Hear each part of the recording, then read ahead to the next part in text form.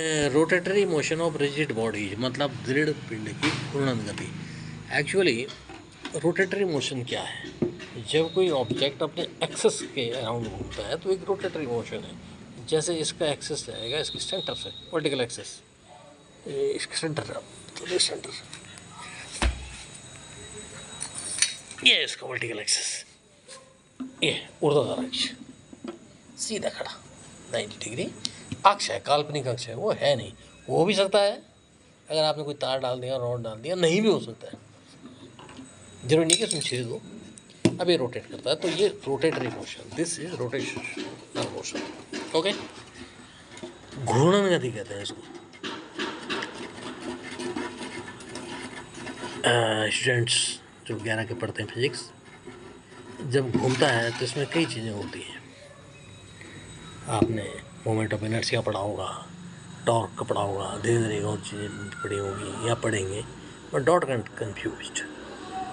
जो चीज़ मैं घुमा रहा हूँ एक्चुअली वो फुल्ली सॉलिड तो नहीं है, हॉलो है बीच से, पर एक्सिस वर्टिकल है, इसके लंबवत जाएगा ऊपर को, ज़रा उंगली है। एक काल्पनिक अक्ष, असली भी हो सकता है अक्ष, हम कह रहे हैं काल्पनिक है। एक रेखा जो इसकी ठीक जिसके अराउंड घूम रहा है उसके बीच से जा रही है। वो रेखा आपने नहीं देखी, मैंने नहीं देखी, पर ये है, क्योंकि यूँ घूम रहा है तो वो लाइन यूँ है। और हो भी सकता है अगर एक वायर या रॉड डाल दी जाए इसमें तो वो एक्सेस हो गया अपन। मैंने एक बार फिर बता दूँ, रोटेटरी मोशन ये है, घूर्णन गति, रोटेटरी मोशन। ओके, घूर्णन गति, एक बात तो क्लियर होगी। अब देखिए, ये भी रोटेटरी मोशन है, इसी ऑब्जेक्ट की, चाहे सॉलिड हो चाहे होलो, उससे लेने का कोई दिक्कत नहीं, पर ये भी रोटेटरी है। धीरे धीरे ये लंब हो गया, लेकिन समझ लीजिए ये भी घूर्णन गति है। लेकिन आपकी अक्ष बदल गया। आपकी बात, आपकी जो है वो क्षैतिज अक्ष के अराउंड घूम रहा है, इसके क्षैतिज अक्ष के, मतलब एक काल्पनिक रेखा जो यहाँ से जाए, ठीक बीच से जाए, इधर हो जाए, तो यहाँ से जहाँ से वर्टिकल जा रही थी उसी को हमने क्षैतिज कर दिया। पहले ऐसा था, अब ऐसा कर दिया। क्षैतिज माने होता है हॉरिजॉन्टल। तो ये रेखा जो है काल्पनिक, आपने भी नहीं देखी, मैंने भी नहीं देखी, उसके अराउंड घूमा है ये, तो है। और ये रेखा हो भी सकती है अगर बीच में आप एक रॉड डाल दें तो वो एक्सिस बन जाएगा परमानेंट। ओके सर, अब यहीं पे थोड़ा और पकड़िए, अगर आप थोड़ा और ध्यान देंगे तो ये थोड़ा ध्यान दीजिए।